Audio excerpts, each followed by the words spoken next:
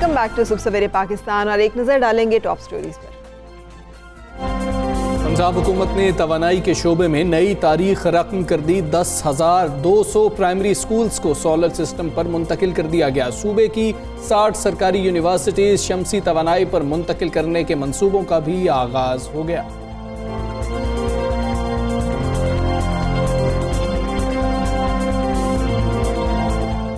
अमरीकी सदर Donald Trump ने बिल आखिर हथियार डाल दिए। जो बाइडन को इख्तियारात की मुंतकिली की मंजूरी दे दी, जिसके बाद कई हफ्तों से जारी टाल मटोल अंजाम को पहुंची।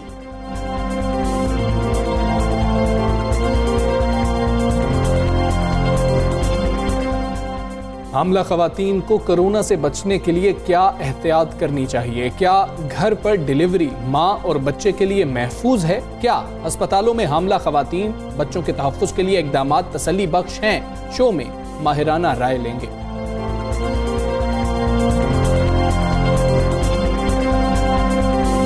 सर्दियों में खुश्क मेवे ज़रूर खाएं, लेकिन एहतियात के साथ। मुनासिब मिकदार उम्र में इजाफा करती है, लेकिन ज़रूरत से ज़्यादा इस्तेमाल सेहत पर बुरे असरात मुरतब कर सकता है।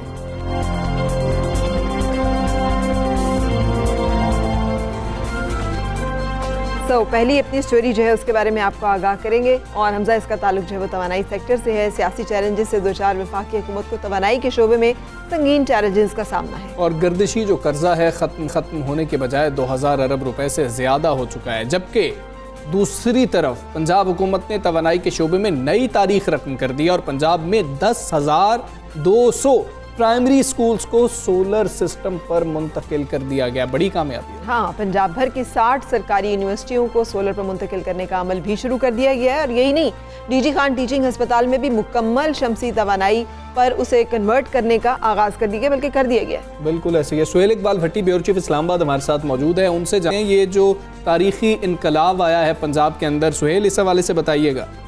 जी हमजा, देखिए इस वक्त पाकिस्तान तहरीक इंसाफ की हुकूमत को सबसे बड़े चैलेंज का सामना है वो तवानाई के शोबे में है।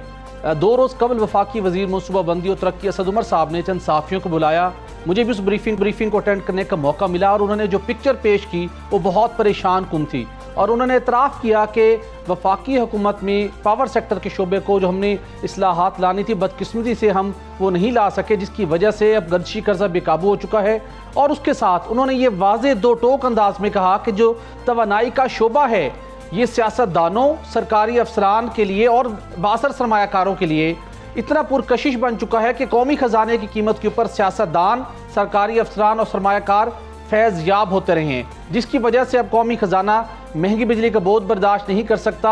और इसके साथ यही वजह थी कि प्राइम मिनिस्टर ने इंक्वायरी का हुक्म दिया था। IPPs की इंक्वायरी हुई, अब नए मुआहदे हो रहे हैं। अगरचे के कुछ अफसरान ने, उन कारीगरों ने जो अब नए मुआहदे ने उसके अंदर भी उन्होंने उसकी स्पिरिट से हट के काम करने की कोशिश की, जिससे शायद मतलूबा फ़ायदा ना मिले। लेकिन ऐसे क्रिटिकल मौके के ऊपर एक सक्सेस स्टोरी कायम हुई है पंजाब हुकूमत के अंदर।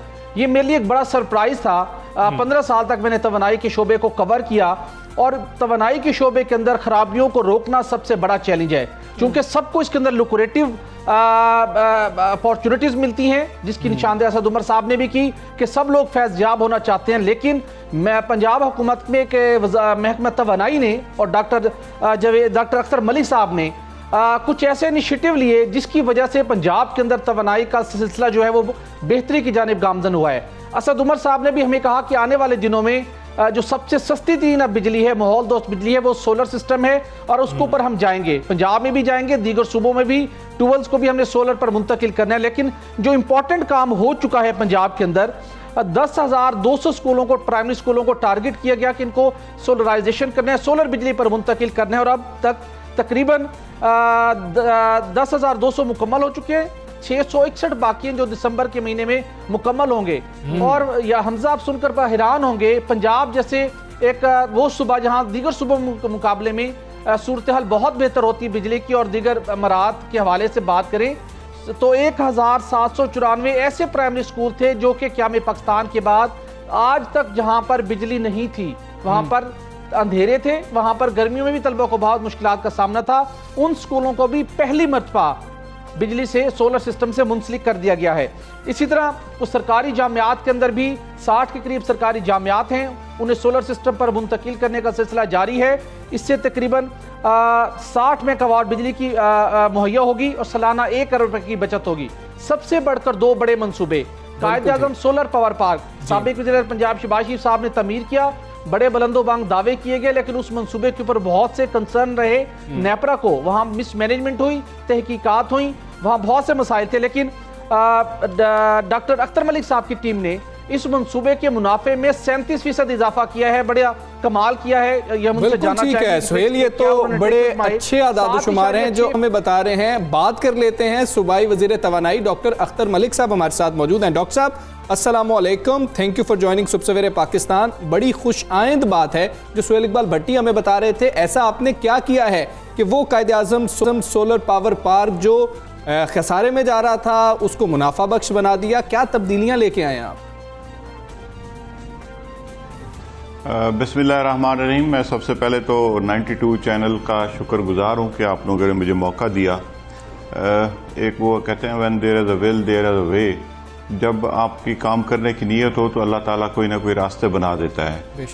जब ये मैंने पोर्टफोलियो संभाला था, हमने पहली जो हमारी पॉलिसी थी वो शिफ्ट ये की कि हमने इंडिजिनस रिसोर्सेज को इस्तेमाल करना है, इंपोर्टेड फ्यूल पर नए प्रोजेक्ट्स नहीं लगाने और जितना ज़्यादा से ज़्यादा हम कर सकते हैं पब्लिक की खिदमत करें। मैं यहाँ पर अभी भट्टी साहब की बात सुन रहा था तो मुझे ये बताते हुए बड़ा फ़ख्र महसूस होता है कि हमने 1800 वो स्कूल सोलर पे शिफ्ट कर दिए हैं जिनमें पाकिस्तान बनने के बाद से आज तक बिजली नहीं थी। और वहाँ पर हमारे पास बिल्डिंग थी, हमारे पास स्टाफ था, लेकिन बच्चों की रजिस्ट्रेशन नहीं होती थी क्योंकि बिजली की गर्मियों में जैसे बिजली भी ना हो तो बच्चे बैठते नहीं हैं, वालिदैन भी नहीं बैठते। तो अल्हम्दुलिल्लाह हमने वो 1700-1800 के करीब है स्कूल, वो हमने सोलर पे कर दिए हैं और उनमें रजिस्ट्रेशन बहुत बेहतर हो गई है। बच्चे वहाँ पर जो खाली स्कूल होते थे वहाँ पर बच्चों ने अपनी तालीम का सिलसिला जारी किया। इसके अलावा हमने कोई 10,200 टोटल स्कूल हैं जो अब तक कर चुके हैं और 600 कुछ स्कूल हैं जो हमने दिसंबर तक ये मुकम्मल करना है। टोटल हमारे पास 15,000 स्कूल हैं जो हमने इस पे सोलर पे शिफ्ट करने हैं। तो एक तो हमने अल्लाह ताला की मेहरबानी से ये माइलस्टोन अचीव किया। दूसरा, हमारे जो 2 इदारे हैं जो लास्ट में थे, एक हमारा PPTCL एक कंपनी है जिसमें शहबाज शरीफ के दामाद अली इमरान जो है मफरूर हैं, वो पहली दफ़ा 11 साल बाद प्रॉफिट में हुई है। 46 करोड़ रुपया प्रॉफिट इस साल हमने उसका दिया है। और दूसरा जो सोलर कायद-ए-आज़म सोलर का है वो आप देखें कि जब मैंने इसको संभाला था तो इसका जो बड़ी बड़ी दास्तानें अभी भी शायद नैब में केसेस इसके कुछ छोटे मोटे चल रहे हैं। अल्हम्दुलिल्लाह उसका प्रॉफिट हम 2 अरब 44 करोड़ तक लेके गए इन 2 सालों में। पिछले साल हमने 1 अरब 70 करोड़ रुपया दिया था, इस साल हमने 2 अरब 44 करोड़ रुपया दिया। मुझे ये भी बताते हुए फख्र महसूस होता है कि हमारा एनर्जी, ये सब बड़ी अच्छी बात है जो कि आप हमारे साथ शेयर कर रहे हैं। लेकिन ये जानना चाहेंगे कि अब आपने जिस तरह आपने कहा कि पहले नैब में केसेस थे, आपने अब क्या मेजर्स दिए हैं? नंबर 1 तो वो जो सरकारी स्कूल दूर दराज इलाकों में सोलर सिस्टम लगाया गया, वहाँ चोरी ना हो जाए, गायब ना हो जाए। कुछ अरसे के बाद एक प्रोजेक्ट शुरू होता है तो सब अच्छा होता है, फिर आहिस्ता आहिस्ता सब कुछ वहाँ से गायब हो जाता है। दूसरा, ये जो बदउनवानी जो आप कह रहे हैं पहले रिपोर्ट हुई थी, आपकी गवर्नमेंट में और आपके प्रोजेक्ट में नहीं रिपोर्ट होगी, इसको कैसे इंश्योर किया गया? देखिए अल्हम्दुलिल्लाह हम बड़े विजिलेंट रहे हैं और हमने नेक नियति से काम किया है। मुझे पता है कि इमरान खान साहब हमारे जो लीडर हैं और सरदार उस्मान बुज़दार साहब, यकीन मानिए दिन रात कोशिश कर रहे हैं और कोई ऐसी डिस्क्रिपेंसीज वो ना बर्दाश्त करते हैं, ना ही किसी को जुर्रत होती है और ना इंशाल्लाह हम अफोर्ड करते। हमारी इस पे करप्शन पे ज़ीरो टॉलरेंस है और मेरा डिपार्टमेंट पूरा दिन रात जिस तरह लगा हुआ है। आप देखें कि हमने अभी पिछले साल ये DHQ DG खां को किया था, 300 किलोवाट का एक मंसूबा था, इस पे 2 करोड़ 22 लाख लगे थे। आप 8 महीने में उनमें बिजली की जो सेविंग हुई है वो 82 लाख रुपए हुई है। 2 साल का पे बैक हो जाएगा और अगले 23 साल उसका फ्री बिजली चलेगी। हमारा जो मेन टारगेट है वो हमारा टारगेट ये है कि हम जो 32,000 पब्लिक कनेक्शंस हैं पंजाब के, जिनमें तकरीबन 30 अरब के करीब हम बिजली की मद में बिल देते हैं पंजाब हुकूमत। हम उनको बाई पार्ट्स बेफेजेस में सोलर पे करना चाह रहे हैं। अगले फेज़ में हमारा DHQs आ रहे हैं, उसके अलावा THQs आएंगे, वाटर सप्लाई स्कीमें हैं हमारी, ये सीवरेज की स्कीमें हैं, इस तरह का। और जो हमारी पब्लिक बिल्डिंग्स हैं, कचहरियों में ACDC के ऑफिस हैं जहाँ दिन में काम होता है। एक हमारा जो पायलट प्रोजेक्ट हमने किया, ये अभी भट्टी साहब भी कर रहे थे कि UET में 1 मेगावाट का मैं आपको दावा देता हूँ, इंशाल्लाह ये पहले हफ्ते में उसका इफ्तिताह करने लगे हैं।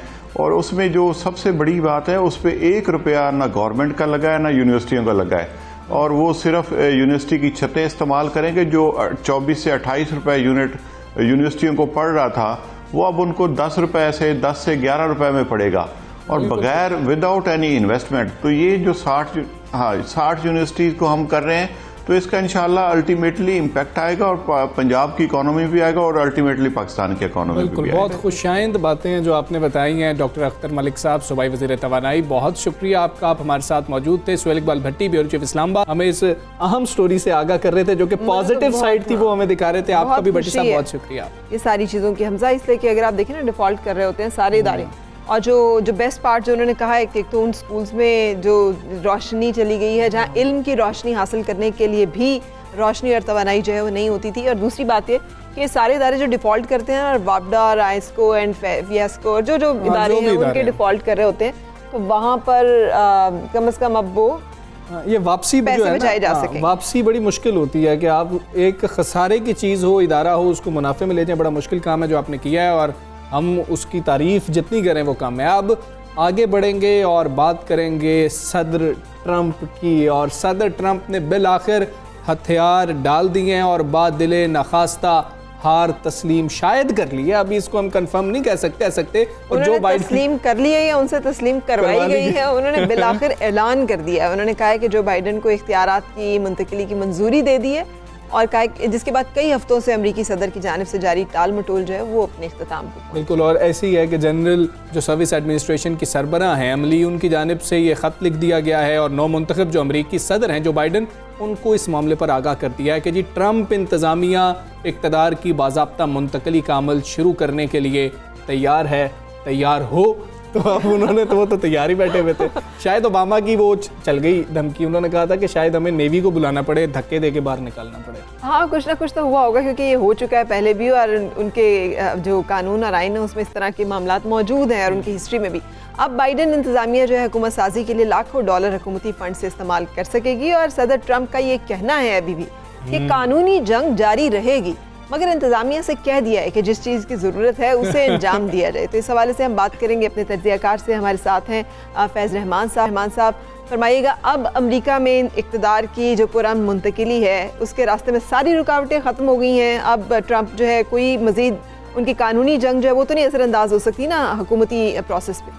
हाँ, ये आपने सही कहा कि अब कुछ वो कर नहीं सकते, लेकिन अभी भी उनके मुंह से वो अल्फाज नहीं निकल पा रहे कि मैं कंसीड करता हूँ, मैं अपनी शिकस्त मानता हूँ। और ना उन्होंने बाइडेन को और डेमोक्रेटिक पार्टी को बाकायदा इसकी मुबारकबाद दी, जो कि एक बहुत तवील एक रिवायत है अमरीकी जमहूरियत में, अमरीकी सियासत में। तो आपने बिल्कुल सही कहा कि वो मान तो नहीं रहे, लेकिन उन्होंने बादल खास्ता, जैसे कि आपने बड़ा अच्छा लफ्ज़ इस्तेमाल किया, कि ये इस बात पे तैयार हो गए हैं कि GSA वो एक छोटी सी एजेंसी है जिसका काम ये है कि वो इस पूरे प्रोसेस का बाकायदा आगाज़ करे और पैसे दे डेमोक्रेटिक पार्टी को या सदर इलेक्ट जो नौ मुंतखब सदर हैं उनकी कैंपेन को, कि वो बाकायदा इस प्रोसेस का आगाज़ करें।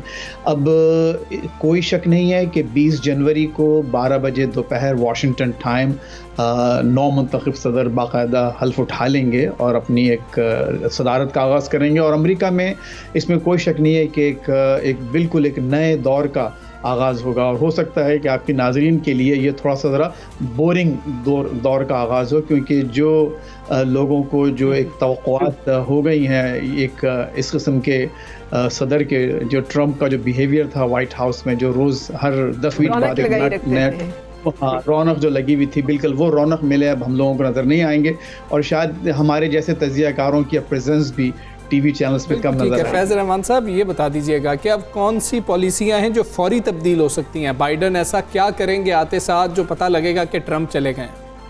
देखिए, सबसे पहली बात जो उन्होंने की है, मैं आपको अपने इलाके के लिहाज से बताता हूँ, पाकिस्तान के लिए जो एक और या पाकिस्तान से मुतालिक जो बात है, एक मुस्लिम बैन जो ट्रंप ने आते के साथ ही जिसका बहुत चर्चा किया था और उन चंद मुस्लिम ममालिक से इमिग्रेंट्स की आमद पर पाबंदी लगाई थी, उन्होंने ये वादा किया है कि वो पहले दिन उस मुस्लिम बैन को ख़त्म करेंगे। तो ये हमारे यहाँ पर जो एक मुस्लिम कम्युनिटी है, पाकिस्तानी अमेरिकन कम्युनिटी है, उसके लिए एक बहुत बड़ी ख़बर है और ज़ाहिर है कि एक दुनिया के लिए भी एक बहुत बड़ा मैसेज जा रहा है कि अमेरिका मज़हब या नस्ल की बुनियाद पर लोगों के साथ इम्तियाजी सलूक नहीं करता और अब हर कोई अमेरिका में अगर वो इस बात का अहल है तो वेलकम किया जाएगा। ये एक सबसे बड़ा ऐलान है। इसके अलावा जो पूरी दुनिया पे जिसका असर है और पाकिस्तानी अवाम के लिए भी एक अच्छी खबर है कि उन्होंने पेरिस का जो माहौलियाती माहिदा था उसमें वापस का ऐलान करेंगे पहले और बल्कि अपने अव्वलीन दिन में, और वो हमारे जैसे मुल्कों के लिए बड़ी अहमियत रखता है क्योंकि जो हम क्लाइमेट चेंज की वजह से हम लोग जो मुतासिर हो रहे हैं, खुसूसन गरीब ममालिक, और उनकी तरक्की में ये चीज़ें बड़ी रुकावट हैं। ये लोग तो तरक्की कर चुके हैं जो तरक्की याफ्ता ममालिक हैं और उन्होंने इतना जो कहना चाहिए पोल्यूशन फैलाया हुआ है पूरी दुनिया में, लेकिन सारा जोर इससे पहले सिर्फ और सिर्फ तरक्की पजीर ममालिक पर हुआ करता था। तो वो एक पेरिस अकॉर्ड बहुत अहम है जिसका वो ऐलान करेंगे, कवी उम्मीद है। उसके अलावा इन्होंने अब ये कहा है, जो एक बहुत अहम ट्वीट किया आज, इन्होंने कहा कि इससे पहले हम अपने पावर को अपनी मिसाल बनाकर लोगों के साथ ताल्लुकात रखते थे। उन्होंने कहा कि अब हम अपनी मिसाल को अपनी ताकत, हम अपने रवैये को, अपने अपनी पॉलिसीज़ को, और वो हमारी ताकत होगी। तो ये एक बहुत बड़ा शिफ्ट है। ये कोई मामूली शिफ्ट नहीं होगा ट्रंप से बाइडन का जो सफ़र है, और हम जैसे बहुत से लोगों के लिए खुशी की बात ये है कि ये सफ़र सिर्फ 4 साल ही इसको लगे, ये मज़ीद 4 साल इसमें बर्बाद होने से बच गए कम से कम। यहाँ बहुत सी थैंक यू, आप हमारे साथ रहे, लेकिन आई एम रियली कंसर्न जो आपने कहा ना कि हमारे जैसे तज्जियाकार नहीं ज़्यादा नजर आएंगे, तो वो बड़ी ज़ुबानी बड़ी मीनिंगफुल बात है। क्विकली ज़रा उसे एक्सप्लेन कर देंगे कि वो क्या है? नहीं, मैं ये कहना चाहता, देखिए, एक तो ये कि मुझे थोड़ा सा एक अचंभा होता है कि हमारे पास खुसूसन हमारे अपने पाकिस्तानी चैनल्स पे बहुत सी चीज़ें ऐसी कही जाती हैं जिनका हकीकत से ताल्लुक़ नहीं होता। बहुत से लोग यहाँ की चीज़ों की जो नज़ाकतें हैं वो नहीं समझते और वो कहे जाते हैं और लोग उनको ही सही समझ बैठते हैं। तो मुझे अब उम्मीद है कि शायद चूँकि अब यहाँ से भी कुछ ज़रा मैसेज बहुत जजा तुला जाएगा। बहुत शुक्रिया फैज़ साहब, हमें आगाह कर रहे थे।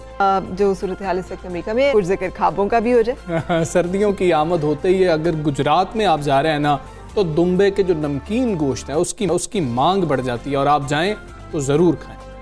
मैं आपके एक्सप्रेशन देख रही हूँ बस।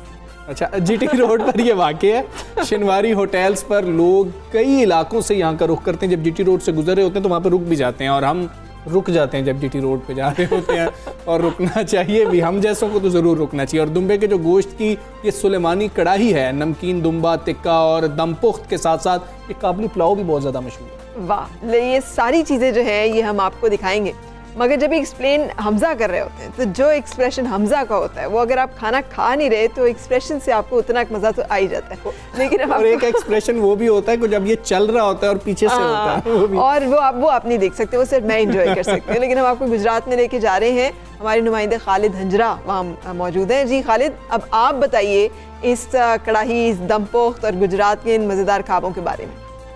जी बिल्कुल हमजा और फरा, गुजरात में शनवारी पर दुम्बे का गोश्त जो है वो लोग बड़े सालों से पसंद करते आ रहे हैं। और बात की जाए शनवारी होटलों की तो यहाँ पर दुम्बे के गोश्त की जो स्पेशल डिश हैं वो भी तैयार की जाती हैं, और उसके साथ साथ काबली पुलाव जो कि एक स्पेशल डिश यहाँ पर तैयार की जाती है, जिसमें चावल के साथ साथ वहाँ उस पर जो मुख्तलिफ जो हैं मुरब्बा जात वो डाले जाते हैं, जिसको बच्चे बूढ़े सभी पसंद करते हैं। दुम्बे का गोश्त शनवारी की एक स्पेशल डिश है। इसकी हम मुख्तलिफ़ किस्म की वैरायटियाँ तैयार करते हैं। इसमें एक नमकीन कढ़ाई होती है जिसको हम सुलेमानी कढ़ाई भी कहते हैं। इसके अलावा एक कढ़ाई होती है उसको हम दमपुख्त कहते हैं। लज्जत भरे खानों को खाने के लिए गुजरात और दीगर अजला से लोग यहाँ पर जोक दर जोक आते हैं और अपनी फैमिली समेत खूब सैरो शिकम होकर मज़ेदार खाने खाकर यहाँ से रुखसत होते हैं। जी बिल्कुल ठीक बिल्कुल। है खालिद, ये- शुक्रिया आपका। हालांकि मैं पंजाबी हूँ लेकिन मुझे भी शनवारी कुजीन सबसे ज़्यादा पसंद है पाकिस्तानी खानों में। और अगर आपने रोश नहीं खाया, आपने दमपुख्त नहीं खाया, आपने नमकीन गोश्त नहीं खाया, आपने पटातिका नहीं खाया,